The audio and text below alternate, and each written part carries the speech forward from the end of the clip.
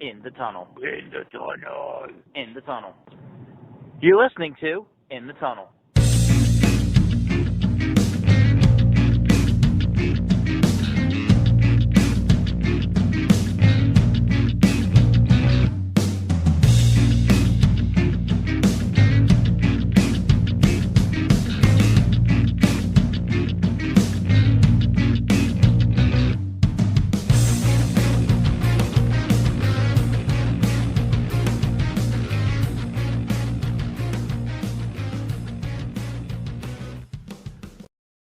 Hello and welcome to In the Tunnel, episode number 67.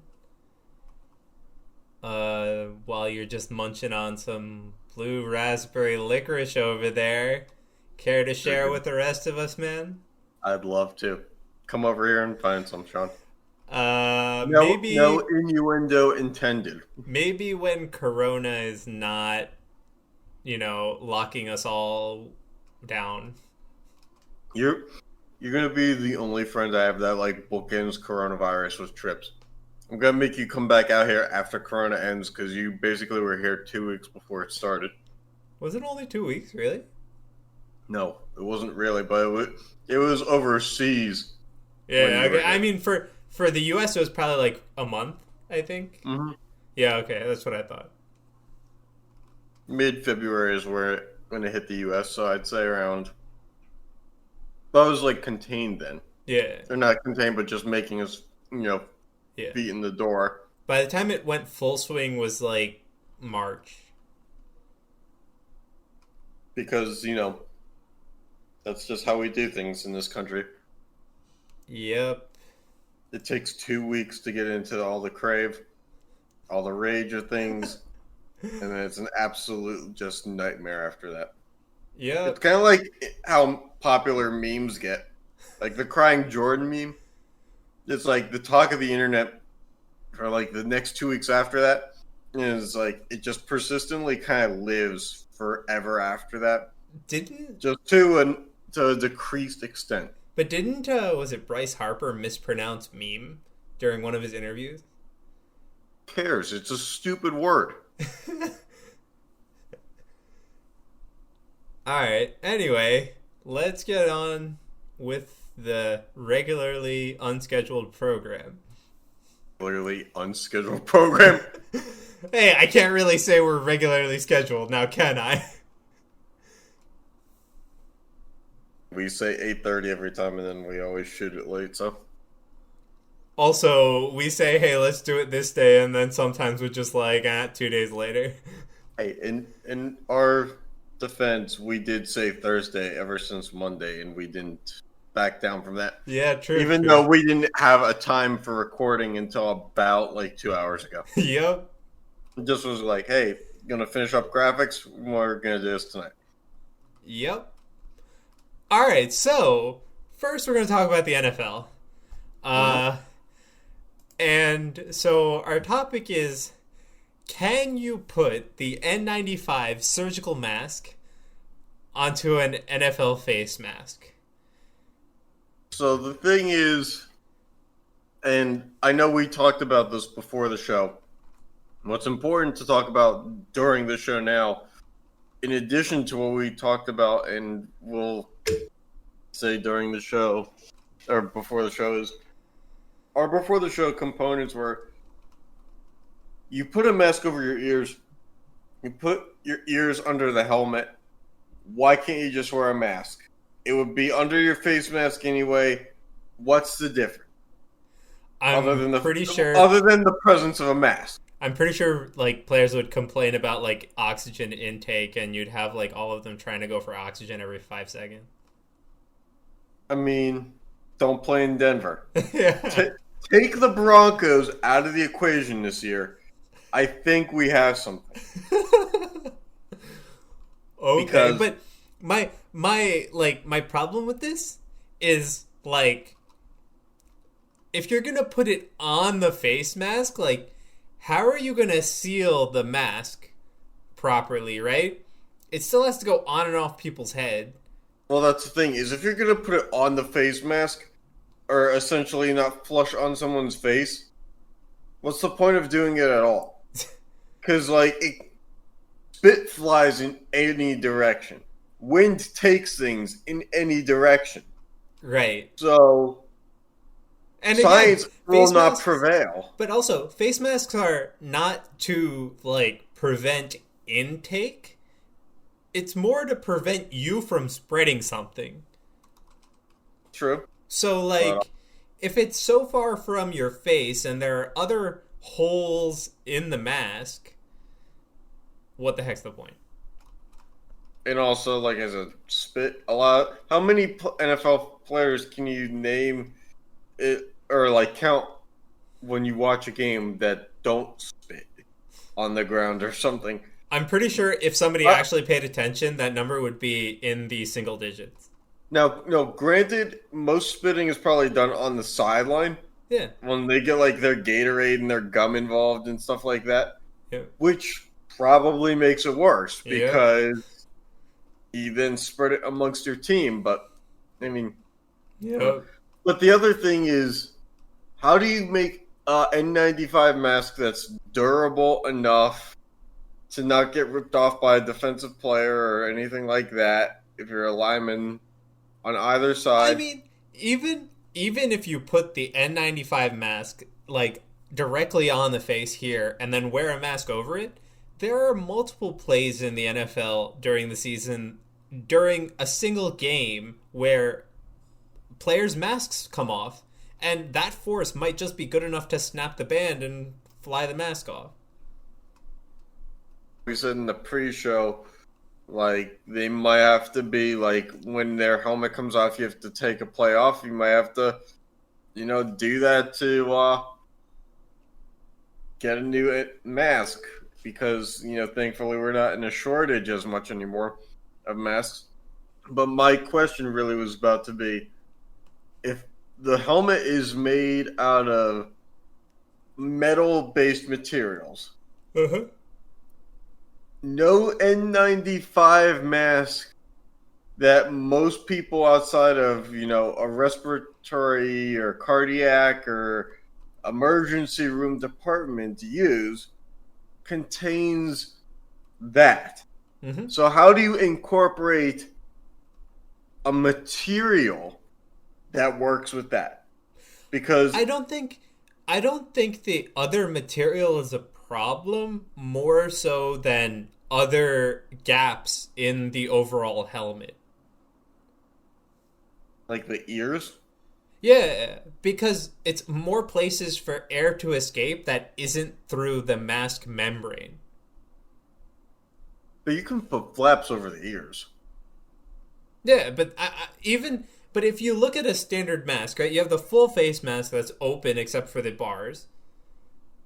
And you have all the holes around the ears. There's 4 or so. Right? So when they put the mask, sure, that covers the bottom part of your face, right, to your nose. But then there's still so much, and especially if it's not on your face, what are they going to do to the eyes? So here's what I'm thinking, which is not always great.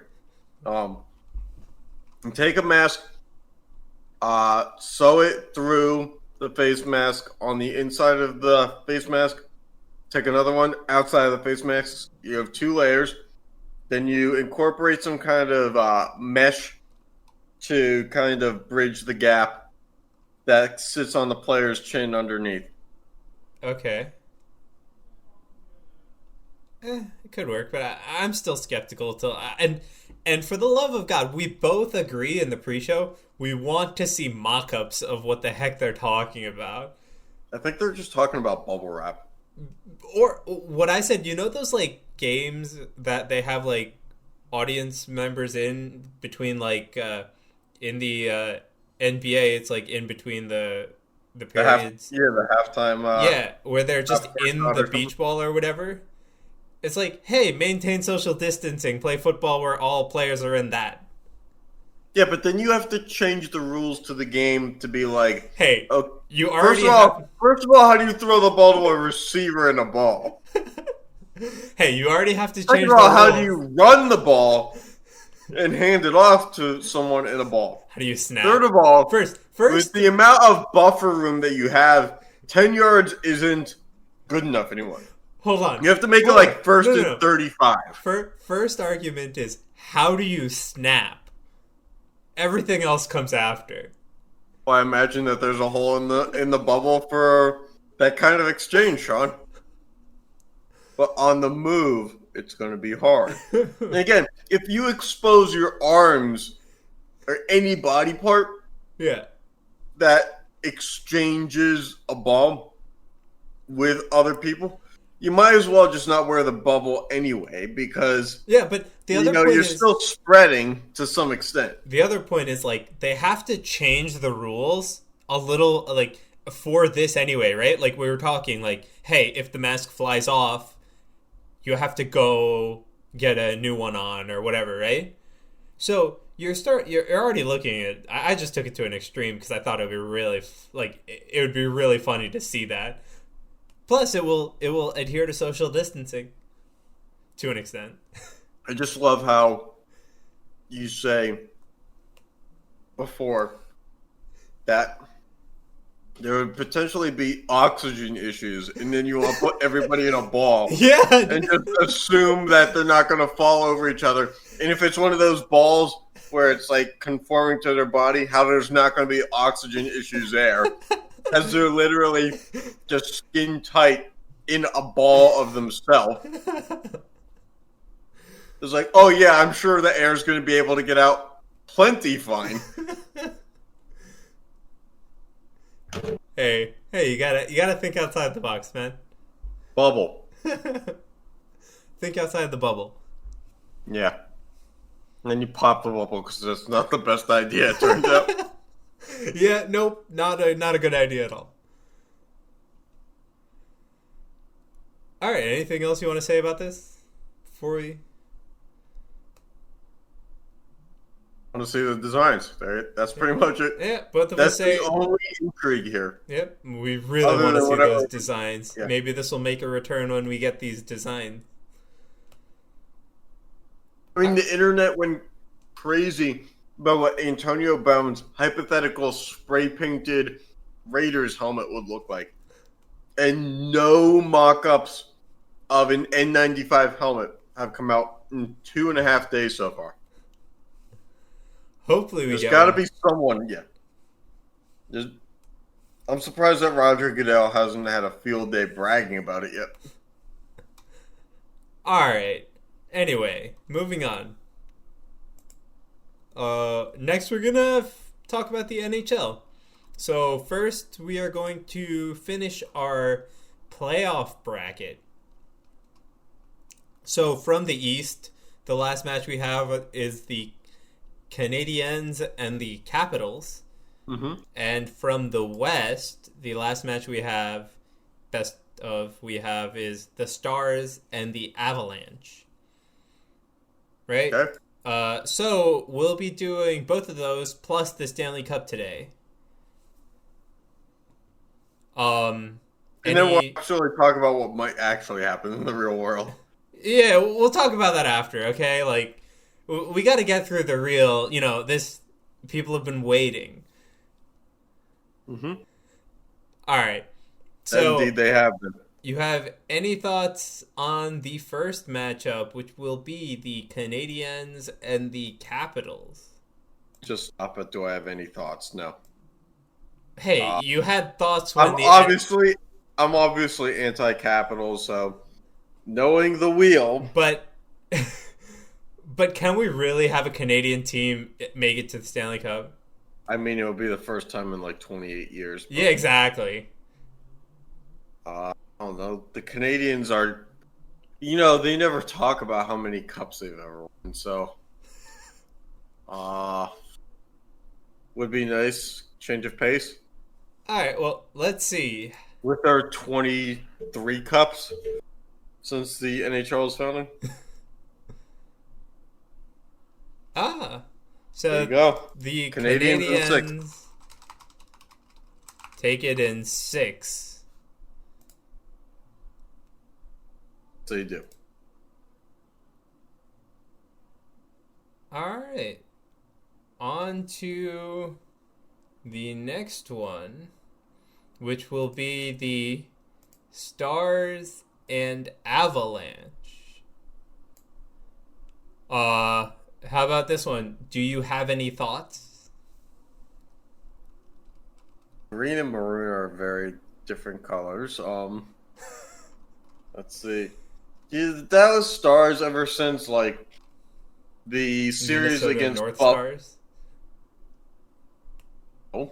the Dallas Stars, I was gonna say, I feel like I can't take seriously or envision them in a Stanley Cup final because like I only know their Stanley Cup finals for having the foot in the crease goal, Brett Hall. And so that's kind of a fake title. So but the Avalanche are kind of in the same boat, minus the goal that wins the title. They haven't really won anything since that time frame either. Okay. So I don't know who won more recently in the 90s. I don't even know. I think it was the Avalanche. No, it was the Stars. So let's go Avalanche. Okay. I'm rooting for the Avalanche in this one also. And I'm wrong. Stars in 7. Stars in 7. So that's a close one, which means that our final match is Christmas. Beginning to look a lot like Christmas. Yeah, Christmas so for movies. those listening in, our wheel is colored red and green. Right, like the colors of May and June and July. All right. And because Canada can't possibly win a Stanley Cup yet, it's too early in their drought. We're going to say, or I'm going to say the Stars win this. Is Dallas in Canada? I guess it might as well be. With the amount of complaining about the Cowboys. Sure. I'll go with the Canadians as well. And we got it right. It was the Canadians in 6. Well, you got it right. You said the Canadians. No, I didn't you? said I don't want Canada to win.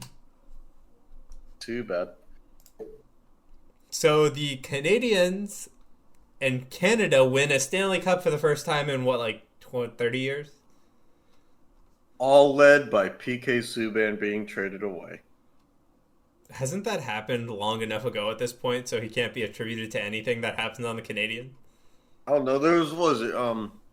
He was the guy from like the 90s who got traded in like just this year.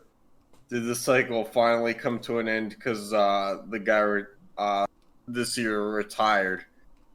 Okay. So trades can live forever. Oh. Trades can live forever, almost like spilling a beer on your keyboard, which luckily I did not just do. All right. Now let's talk about the NHL trying to do playoffs again. Sure. So, what we know is, to some extent, They want a 2014 playoff. no. What they do know is if they come back, it will be 24 teams. I saw an interview after I read the article here. Uh-huh. What they do know for sure is that there will be a 24 team playoff system. Mm-hmm. And it'll kind of like be older, mid to late 2000s, where they do it by conference instead of division, which to some extent they still kind of do with the wild card. Yeah. But it'll kind of be meshed where it's all sort of that way. Okay. So instead of having, four of the 5, or is it 3 of the 5 scenarios being division matchups, it'll be all inclusive. Okay. And what we do know now, but we don't know which cities, is that if the NHL does do this, it is going to be they're going to kind of do what baseball has been talking of doing, which is the hub city thing. Yeah. So there's a lot of iffy stuff here because the game belongs to Canada, but most of the teams are in the United States. So it's hard to envision a scenario where you take Canada and their cities out of the equation because just morally and for business sake, it makes more sense to keep it there. But at the same time, by doing that, you open up, more potential problems with visas and stuff like that at a time where the United States and Canada, the border is still kind of closed for travel. Yep. So it gets a little bit more iffy there too. I mean, and really, like, it will be weird if they kind of have to do this, but as a fan, it'll be weird because like the teams that are winning or are in like the race, right? They might not even be playing near their fan. I mean, I understand because like there's gonna be no fans at the game. Yeah, it's hard. There's most likely not even going to be mascots or anything like that. There's going to be no visual or branded representation of your team other than, what's on the scoreboard and the people around you that are playing the game or coaching staff. Mm-hmm. So it's going to be hard. Mm-hmm. But at the same time, I guess that's where social media kind of helps. If there is a way to incorporate things like, or maybe we'll see an NHL that kind of embraces more music and soundtrack systems during the games, kind of like the NBA does, to now pump in sound at momentum-based occasions. But when you're also playing in hub cities and it's more neutral site, it's kind of, it kind of plays to bias if you do that too much. Right. So you can't really do that now that you think of it. I don't know. This one's hard, but, at least it's not like the MLB where there's a financial scenario at stake here, too. Mm-hmm. Most of the season has been played, and those contracts have been pretty much paid out because they're based on the regular season for the NHL players. Right. And plus you're looking at, with 24 teams playing that, a lot of them are getting the chance to experience something that they may not otherwise have gotten. That's 8 additional teams. So yeah. Let's see. So how it works based on the article is top 4 seeds in each conference, which would be Boston, Tampa Bay, Washington, and Philly in the East, St. Louis, Colorado, Vegas, and Dallas in the West, would be receiving buys through the first round, much like how we did ours.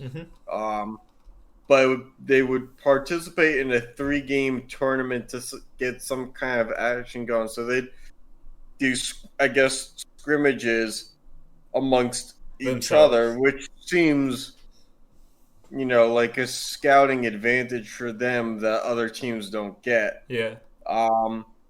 But, at the same time, otherwise the other teams don't get to, or those 8 teams don't get to market themselves to their fan base that's missed them either. So you kind of have to give equal time there. And then the play-in series would be a best-of-5 game series, which I think is how we drew ours up. And then the rest of it would be best-of-7. Okay, I'm pretty sure we just did best-of-7 all the way through. Okay, yeah. That would make sense, too. But yeah, that's the scenario. Unlike the MLB where there's been rumors, We'll On get a to the time frame, MLB. there's been rumors on a time frame. There is no time frame that's set right now with the NHL. There's been no rumor as to when a return might be there, but both them in the NBA have not ruled anything out. All right. Okay, so let's take a break from the major sports leagues and return a segment that's been gone for quite a while. Dun, dun, dun, dun, dun, dun, Uh, dun, so- dun, dun. We looked at Facebook Marketplace in Phoenix, and here are some of the weird things that we found, or Yes. you found. And I will say, for the first time, we threw something not bad looking into the mix too, as a slight compliment to what you can find. Yep. All right, Okay. there we go. So, the one cool thing that you can find, and I think this goes for any sport, you find a sports league where they kind of cross over the memorabilia into another, and it looks nice enough to pull it off. Mm-hmm. And I think that the Suns hockey jersey might be a better seller than the current Coyotes jersey if they wore that. Like, I think that the logo is plain enough to work for hockey. Plus, it just fits in the center. In a hockey, the logo just kind of does that. I mean, I personally think you take like the border of the Sun basketball away, and it's like 100 times better, but it does a pretty good Oh, one. yeah. Yeah, I mean, keep in mind, this is from the 90s, Yeah, for sure. I know. I'm just Because saying, like, they changed the logo a lot since then. But even if you just take that, right? Take out the white border and move the logo down a little bit, and it's still perfectly acceptable to buy. Mhm. If it was sold from like Arizona or whatever. Yeah, and it ships, it looks like, based on the picture. So if anyone wants it, $85 and $7 shipping. Contact. I don't think they're gonna ship to many places far away. Why not? $7 shipping. shipping it'll be more to ship it farther. Well, I don't know. Maybe it's one of those flat rate boxes. I don't know. Hopefully, hope for your sake. Plus, you can fold it really small and then probably just put it in regular mail. True. Just in like a bubbled envelope. All right. Just to get back to bubbles. So, we also have a $120 Phoenix Suns signed ball. Right. And so, let me say, I do not think that this was signed by the current Suns roster. One, because they don't have anyone with the number 34, I don't believe. Actually, 34 was Charles Barkley, so that adds some value to the ball. But the thing here is, if you're going to get a ball signed, don't choose a ball that looks like a bird shit on it.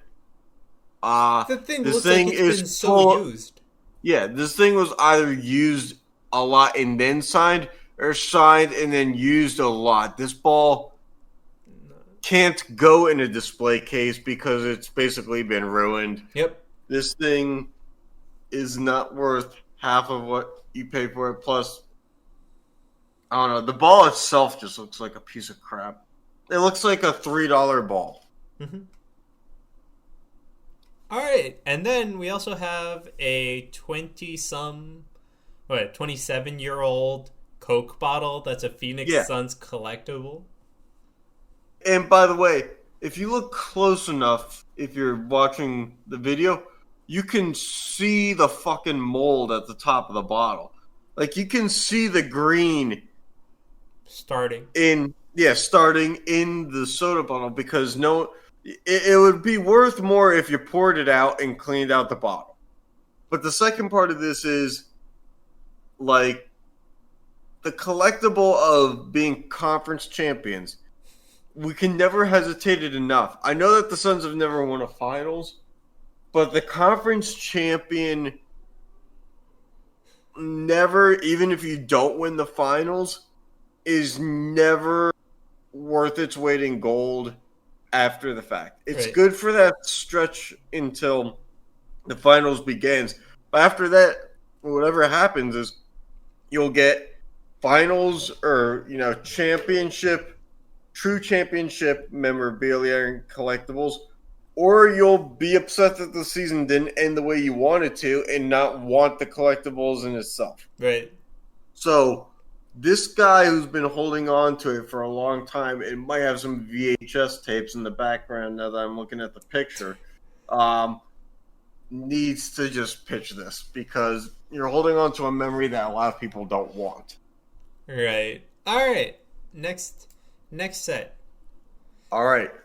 So hey, yeah. I heard you wanted 2007-ounce solo cups, man.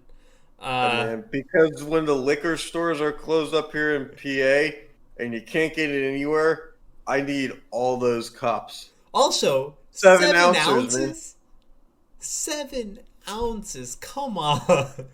This guy's marketing for this stuff is like 7-ounce cups, man. Like, dude, it's only like a day's worth because they're all like shot glasses. So yeah, $30 for a case of 2000. I mean, credit to where it's due. That's probably a steal financially. Yeah. If you own like, I don't know, 4 pickup trucks and can pull this off, because whatever kind of pickup. I'm sure I can, deconstruct that pallet into my sedan. But do you really want to? No, because I don't. Unpacking it when you get back to your place of residence. No, I don't want to do it. I'm just saying, like, you don't need a pickup truck. We're playing this out regardless. You get home, it's more of a drag than unloading and like putting away groceries. Because think about like the 8 or 9 bags of groceries that you bring in, and then think about how much more this is in cups. It's got to be at least 20 times that. So it seems like it's 3 boxes, 3 boxes by 4 boxes by at least 3. So that's a lot. Yeah, so that's 12 per, I guess, column or whatever. Well, what we haven't talked about enough yet is that this is Phoenix, Arizona, where there's a dry heat. You gotta stay hydrated. 7 ounces is not gonna get you there. Not at all. So, like, I would skip the 7-ounce cups and just go straight for the gallon. Okay, well, if I can't interest you in 2000 7-ounce cups, how about a Phoenix Suns 15-inch TV? Is it widescreen? Does it look widescreen? I don't know, Sean. No. We do this podcast on audio, too. No, it does not look widescreen. All right, so not only is this thing not widescreen, I don't even think it's, like, properly square. It's a 4:3 aspect ratio. It seems like it's... Yeah, and it's got a handle on the top in case you need your basketball themed TV to go. Oh, but you know how TVs are always to go. But I forgot to mention, it's for the ever low price of $100. Oh, for a 15-inch TV? Yeah. What a steal. Keep in mind, you can get a 65-inch off with all the bells and whistles for like $450. Yeah. But yeah, I'll gladly give you 100 just to look at whatever misery this is and just let it sit and collect dust, because I mean, it looks like it's collected enough This thing dust. doesn't even have an HDMI cord, bear you. So break out the RGAs and see if you remember which color, because there's always one on those I was like, not the same color as the back of the TV. So if you remember what that is, this is a deal for you. All right. Well, if I can't interest you in a $100 15-inch TV, how about the Arizona Coyotes NHL super awesome Coyotes hockey school Bauer jersey that is large size. So it says Coyotes Hockey School on the jersey. So this guy who said it was super awesome is definitely right there trying to sell you something that he doesn't want badly. Didn't you get that from my voice? I was just hoping that you did a bad job of selling a product. But it's for the, it's a very reasonable $45. Ships are free. So if I want it and I don't have regrets about it, and believe me, I will have regrets about it, I can track down the guy as he's going to the post office and tell him, you know what? I'm sure they have a trash can there. Just put it in there, and I'll fly to Arizona and get it myself. I'll meet you at the dump. But yeah, I think that, again, these for the right price are cool collectibles and stuff to have. But used clothing, A, always has somebody else's smell to it, and B, this is hockey school. That kind of smell is not something that you can get out of the wash. And then C, the prices in these Phoenix items are too high. This is a $5 shirt, not a $45 shirt. You gotta mark it down to its true value and realize this might be somebody's like lazy Sunday kind of eBay treasure. But this is not your regular, like, bargain bin price. Yeah. You gotta knock this thing down to, like, gas station DVDs. All right. Well, maybe my next page of products can entice you. Oh, Sean, you've done such a good job so far. I can't imagine that I'll be able to deny it. So what about a children's bicycle for $200 that's just been all over this family's bed?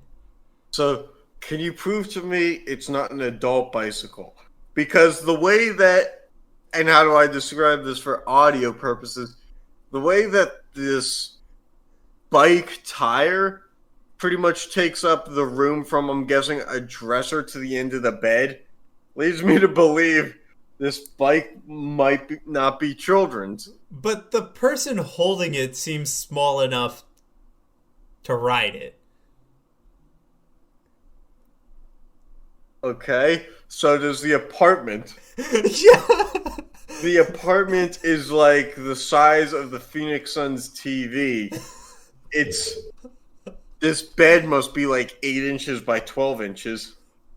Okay, how about we say young adult and meet in the middle? You know what? I'll just settle for kids. Okay. By the way, I want the catnip toy in the background.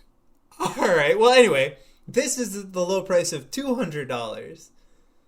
Yes, $200, and it comes with a throw-in of a woman wearing pajamas and the guy who decided that this picture, which, well, you'll see if you watch the broadcast, this picture was the best one to put up. Because trust me, if you want to track this down, all the other pictures are worse. It's hilarious. And it just shows off how bad the apartment is and shit. Dude, there was a picture of this thing basically in the bed. Yeah. Like sleeping. The guy who's holding the handlebars in the main picture definitely spoons with the bike at night. And something tells me that if you want this bike, you're in competition with about 13 mice that live in the apartment for it, because they probably have top bid, and they may have called dibs on this thing with something more than words. All right, if I can't entice you with a bicycle, how about what everybody in Phoenix actually wants? Philadelphia stuff. Allen Iverson, Philadelphia 76ers jersey for $40. And not only is it a jersey, it's, how do I explain this?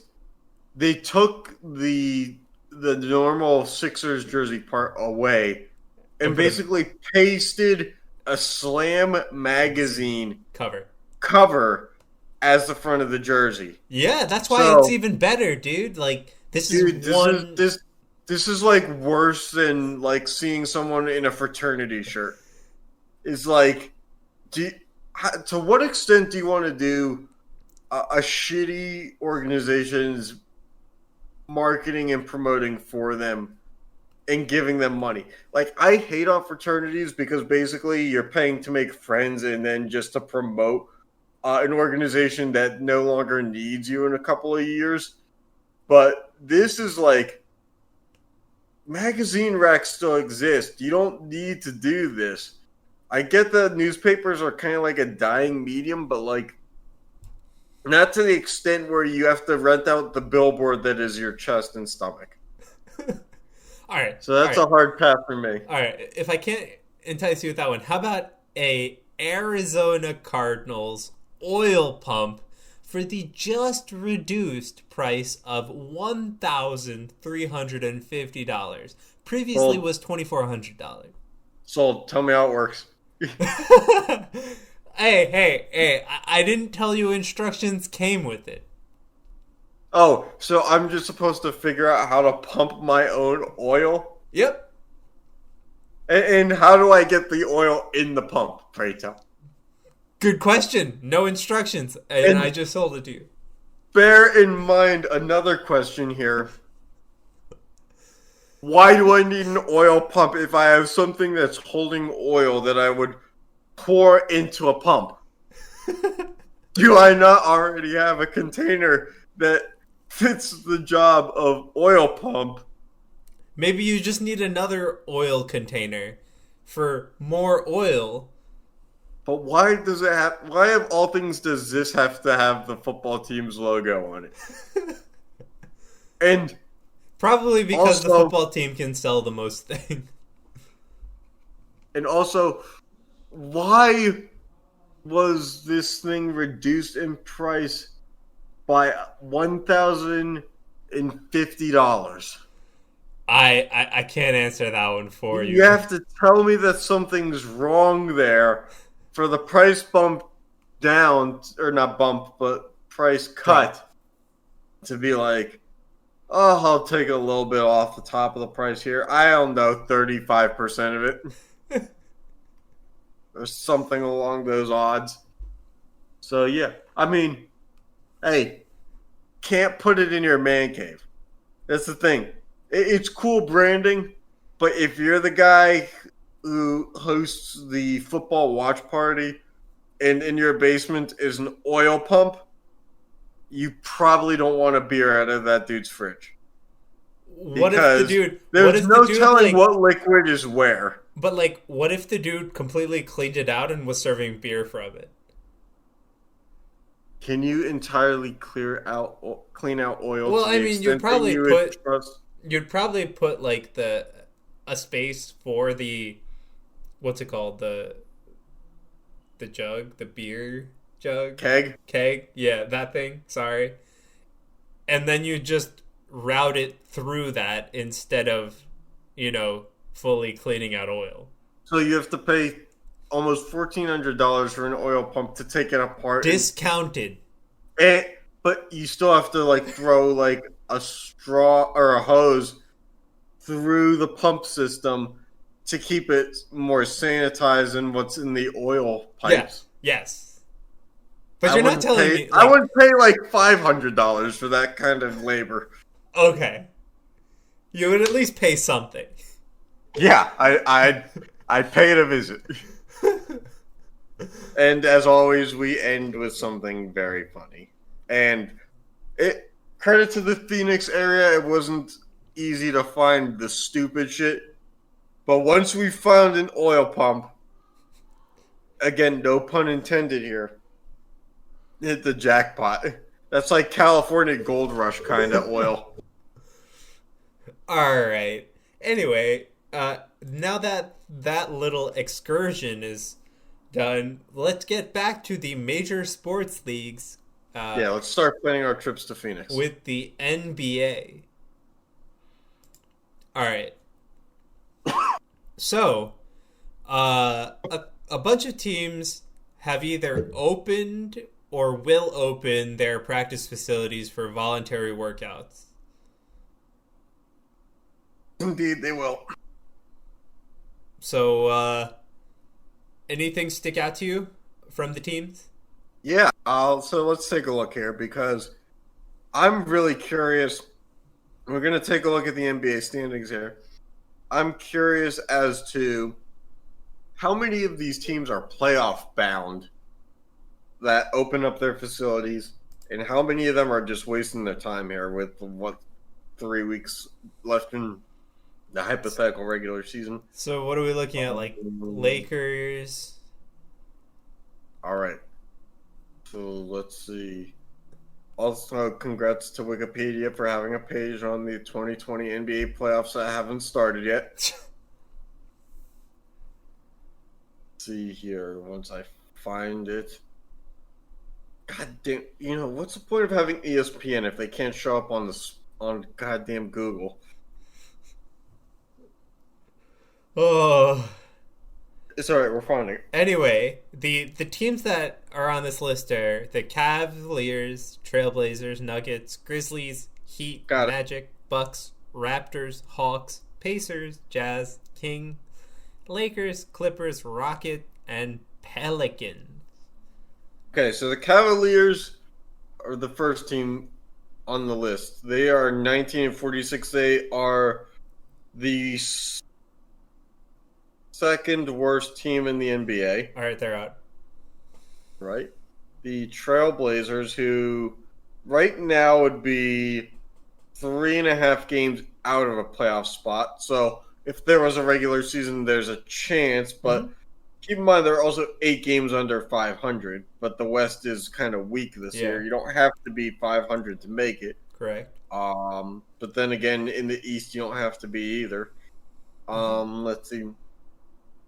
Denver is the 3 seed in the West at 43-22. So, when you're one of those middle seeds, anywhere from 3 to 6, you take whatever you can get. You're not in a solidified position, so you need something. All right. Moving on to the Grizzlies. The Grizzlies do benefit because they got to get their ass in gear. They're 32-33. They're holding down the 8th spot in the West. Okay. So with Portland and New Orleans and Sacramento chasing, they need the extra reps to distance themselves from the metaphorical pack. Let's see here. By the way, the Suns only 6 games back of the Grizzlies is kind of sad. Let's see here. We have the Heat. Heat are number 4 in the East. So not clinched, but they'd be okay. Right. By the way, the only team that's clinched in the West is the Lakers, and they are opened up. The Lakers are number 1 in the West. The Magic are number 8 in the East. So they need to get their ass in gear. They have a 5.5 game lead on the Wizards, so they're okay. Okay. The Wizards have already lost 40 games, and they're the 9 seed, so everybody after that is out pretty much, including the Knicks. I know that the Knicks are not actually out, but they're the Knicks. They were never really in. The Bucks? The Bucks are the number 1 team in the East, 6.5 ahead of the Toronto Raptors, so they're fine. They're fine. The Raptors are next. Raptors They're are second. number 2 in the East. Yep. The Atlanta Hawks are the second to worst team in the East. They're 34 games back of first place, and They don't need to come back. They're 11 games back of Orlando. They ain't doing anything. Let's see Pacers? here. The Pacers are number 5 in the East, 39-26. Okay. Jazz? The Jazz are number 4 in the West. Yeah, they could benefit from it. Plus, they probably need some team chemistry healing after all the coronavirus stuff that happened there. All right, the Kings. Kings tied for ninth place, basically. Okay. I guess technically 10th, but they've played less games than Portland. Okay. Lakers. Yeah, we already got through the Lakers. The and Clippers. The Clippers are number 2 in the West at 44-20. Then you have the Rocket. Rockets 6th in the West. Yeah. And then to top it off, the Pelicans, who are in that three-way tie at around 9th place in the West. All right, so any notable teams that are like on the cusp or in the playoffs that aren't looking to open? So right now, based on process of elimination here, we have in the West, the Thunder and the Mavericks Okay. are in the playoff picture, not opened yet. Okay. And then in the East, we have Boston, who's the number 3 seed. Okay. Philly, but Philly's kind of big Yeah, right now. we're With not the opening that. cases. Brooklyn, Yeah, we're not opening that one either. and that's pretty much it. Okay. All right. So yeah, I mean, I do think we're, as a society, we're gonna have to start opening up things more. And voluntary workouts, they're voluntary, right? So it's not like they're being forced. well, you also have to keep in mind a lot of the things about most major sports is where people play is not, or where the players play is not often where they live, Yeah. except for the times where they're playing. Yeah. So it's not exactly very appealing to jump on a plane right now Mhm. where the transmission likelihood Yeah. is kind of higher because you're not able to social distance. So, Okay.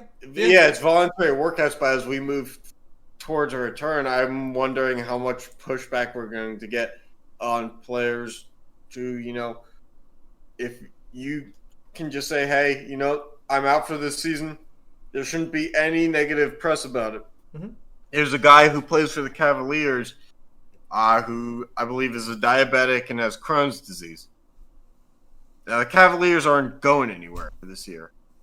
So that guy in a contact sport like basketball, well, it used to be contact sport, Not a guy- contact sport that- anymore, dude. that guy has to tap out. That Yeah. guy has to say, you know what, for the betterment of like me not dying, I No way. can't play it. No way. So there should be absolutely no repercussions to doing that. Yep. All right. All right, and to our final major sports league, the MLB. Yeah, it's about time we talked about baseball. All right, so we have just some points to talk about. So, what they're looking to do, an 80-game season that starts in July, which is basically a month away at this point. Right. So that's the rumor is the July start. A With a universal couple- designated hitter. Right, because I think what they're doing, because they're doing the hub plan like they're doing in baseball. So they're either going to hub it up in Florida, Arizona, or both. Or I think maybe even 3 cities, I think I saw, is the conferences or the divisions are going to be split into 3 10-team divisions. But that combines teams like the Yankees, the Pirates, Phillies, Orioles. makes sense. They'd all be in the same Yeah, it makes sense. division. So you can't do the typical no DH or DH. All right. They're looking at an extended roster, so 30-man main roster and a 20-player we'll call taxi squad. You want to explain that? So basically, what I take taxi squad to mean is that it's kind of like in hockey when the minors season ends and you're able to kind of like have them for practice Call up a few. scenarios. Yeah. So because minor leagues have already suspended themselves for this year. Uh-huh. If I'm not mistaken, at least on some levels. I'm pretty sure they have, because it's a yeah. lot less profitable running those leagues. Yeah. So what they're going to do is basically you'll have your ability to do like inter squad scrimmages, stuff like that. And then if you have call ups, they're already the benefit of being local. Yep. The problem here is you're, increasing the size of the pool of players that are in one spot. Yeah. And you're doing so by, let's see, what's 20 times 30 here, Sean? 600. Okay. So that's a lot of people to add into the mix. That's enough to fill a hotel. All right. Well, along with that, they're looking at a 14-team postseason. I'm just like, why don't you just round or make it a nice number like 15, where like half the teams in each of the cities make it. But you have 2 conferences. How would that work? No. But if they're splitting it 3 cities, right? 2 or 3. I mean, if they do 3, then it's but if like, they do 3 divisions, then yeah, I guess. But then you'd have to like structure it properly, because right. And who's weird with 15 teams? Who's getting the ultimate bye? Yeah, exactly. Like, are you gonna do like a President's Trophy kind of thing, where it's like this team? And how are you going to assess which team is truly the weakest? Mm-hmm. That the ultimate bye ends up playing against that bracket. Yeah.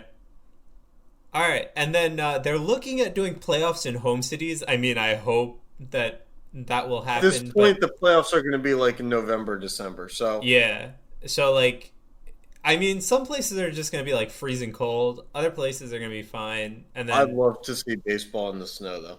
Yeah, that would be cool. We won't see snow like that in December. But it would be fun, especially if it was like Kansas City or something like that. Mm-hmm. Yeah, I mean, but the most interesting thing that I at least saw was that there's a complete 50-50 split of revenue between players and owners. I mean, the thing is that the players want all their money because they're basically deemed as essential workers for the purpose of sports here. Mm-hmm. They want to be properly compensated for going out and playing a sport and putting the social distancing thing to the side, which is understandable. Right. So, and the revenue streams that an owner would have outside of from broadcasting and stuff like that mm-hmm. is limited now to the game itself and those broadcasts and stuff like that, because without fans, without concessions, without in stadium shops, 50-50 raffles, and all those other things that they do, there is a loss of a lot of revenue streams. So it takes away from the owner, mm-hmm. but by doing it 50-50, you're saying, hey, there's so much less money that's coming in that, the players need a bigger chunk to solidify their status mm-hmm. and their desire to play. So the owners kind of have to, offer an olive branch and kind of be like, so this is where we'll go to make that happen. So right. Kudos to most owners for being able to extend that, because I feel like, especially in a sport like baseball where the salary caps aren't all the same, mm-hmm. it's probably harder in small markets to be able to pull that off. I mean, and the other thing is, like, if you're hubbing every team, you have also other essential staff that's going to be there, right. Like trainers and all those people. Travel costs initially will be higher because you have more people to bring to that you have site. So many people to converge at these cities. Right, but in theory, your travel costs after a while diminish because it's not cross-country flights. They're much different. Mm-hmm. And also keep in mind the overhead costs of the lighting of stadiums and playing things on the Jumbotron and Mhm. all that other stuff that you would have to do at least 90 times a year, those overhead costs go away in theory. A lot of stadiums do sometimes still keep the lights on Right. at night. I know that the PNC Park does. But if you were able to say, money's so tight where, Mhm. because a split of a park, because I'm guessing that there's not 30 different parks in Arizona, Right. because I'd say like 10, 12 teams do Arizona spring training, somewhere around that. Yeah. So at worst case scenario, you're probably splitting time with another club, uh, you know, Yeah. in their facilities. So that trims down on the overhead cost too. Plus, those are already there. Plus, the added benefit is you really just need a field with major league dimensions. Right. And I mean, cities yeah, I get it. sometimes I'm just cities sometimes have that without having to be a full-on stadium. right. And keep in mind, there's going to be minor league stadiums up for grabs here. Yeah, no, I get that, and I'm not saying like I'm just saying that like you're converging so many people into these cities, like it just it's more of a logistical nightmare at the beginning than I think like you have to be very prepared for it. I'm not saying anything else. Like I understand there's enough stadiums or just baseball fields that are the right dimensions in these states. Well, now that I think about and bring up the fact that there's minor league stadiums, keep in mind it doesn't matter single A, double A, triple A, independent even. Yeah. I mean, you could probably spread yourselves out like 20 minutes apart, be okay in mostly But still, and you also within want the team. But when you go and play and are in the same grounds as another team that you're playing, it's out the window. You probably don't want to split every team to their own field though, because that's more logistics, more travel, like just another place to upkeep, right? You're probably gonna like have two teams share in most cases. Yeah, I don't know. I'm sorry because landscapers and all that other to right now there's not a lot of green lit areas for working. Mm-hmm. So if you can open up the economy a little bit and allow people to have jobs like keeping the field or something like that, I think that there's an audience who would entertain doing that. Right. Or even sanitation, because some people are at that point in time, where the wallet is thin, they need that. So I think they would take that, and you probably have a lot of time when you don't have to worry about the seating and cleaning that up. You just have to worry about dugouts, bullpens, locker rooms, stuff like that. There's plenty of time to get those areas disinfected. Mm-hmm. So I don't know. It could work in a number of ways. I'm curious as to where that will go. And last thing, I also heard that like it's also going to be like the players aren't going to be forced to play if they are in similar situations to the basketball player, like with Crohn's disease and all that, right? You can't just force a player to play. I don't think in any of these sports you can force a player to play. Yeah, so I mean, first of all, Dustin Bufflin would have been with the Winnipeg Jets this year if he was forced to play. I mean, he was forced not to play for another team. Yeah, by choosing not to. Yeah, well, by choosing not to play for Winnipeg. Or until now he's a free agent, so he could play with any team. Yep. All right. It was maybe one of the more productive talks about sports we've had here tonight. Yeah. It felt kind of therapeutic in a sense. Anything to end on, Jeremy? Now I just come to the point in my misery where I realized, now that we've talked about this, what do we do next week? We'll find out. We Find out we next just- week, guys. We just went through a lot of stuff that we kind of had been shelving for a while. Yeah. Well, find out next week. That is, if our unscheduled program comes next week. Unscheduled because we tried doing scheduled ones and we couldn't commit to it. Yep. All right. Thanks for tuning in and catch you next time. Yep.